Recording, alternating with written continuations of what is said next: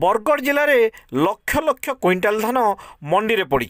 धान बिक्री में लगी रही अनिश्चितता।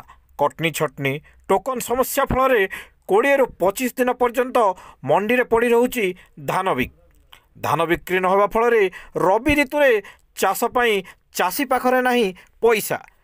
एभली विभिन्न समस्या चाषी घांटी होती बोली कहिसंती संयुक्त कृषक संगठन चाषी नेता रमेश महापात्र एवं सुरेश निकांटी।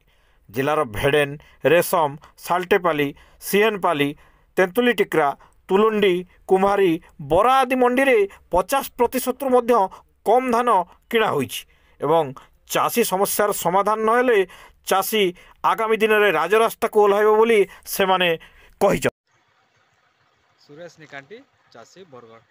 आज आम संयुक्त संगठन तरफ आज की अताबर आरएमसी अंडर थिबा बेडेन सहरा टिकरा कोएडेगा मंडी आज परिदर्शन करथिलु। हजार अवस्था धान माने मार्केट में पड़ी रही और चाषी मान को जगह भी नहीं पकाबले धान और आरएमसी वाले चाषी मान को मना कर धान आनबार लगी धानटा मार्केट पे फुल हो गलान बोली।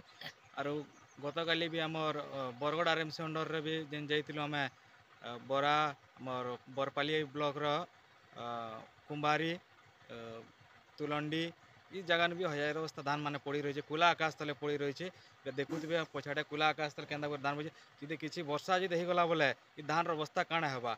जदि भल धान चाषी मार्केट के निजन तार तुरंत तार बिक्री व्यवस्था करवा कथा कम से कम से चाषी मान धान सागे सागे घिनी कर थापी पचे मारिद लेकिन चाषी तार कामटा सरी जेनता कि चाषीरा नुकसान है। ये व्यवस्था जी सरकार करता बोले चाषी मैंने उपकृत हो पारते।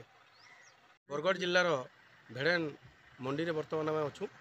भेड़ेन ब्लॉकटा संपूर्ण भाव में जलसेचित कले किसी अत्युक्ति न है। रबी धान चाष करवार लगी चाषी मैंने फिर पल्हा पकालेन लेबर नहीं मिलवा एंता गोटे समय बर्तमान धान उत्पादन करवार लगी 4 मास समय चाषी मैंने खेते खटले मासे धान सुखाले मासे है पकईन धान नहीं उठवा असंतोष चाषी मैंने ये धानटा जदि तुरंत बिक्री नहीं होगा ताहले से पैसा के पाइबे पैसा नहीं पाइले चाष केन्दा करेंगे और लेबर समस्या ये सबूटा के नहीं बर्तमान चाषी मान मूड किंद्री बसलान। जल्दी जदि धान किणा बिका नहीं होगा ताहले ये धान किणा बिका अव्यवस्था चाषी मान नुआ चाष करवा लगी संपूर्ण प्रभावित होगा। जिला प्रशासन तुरंत जेन जेन मंडी में धान पड़ी तुरंत घिनवार व्यवस्था करूँ। जदि ना ये जेन धान पकईन चाषी मैंने निश्चित भाव असंतुष्ट राज रास्ता के उतरबे।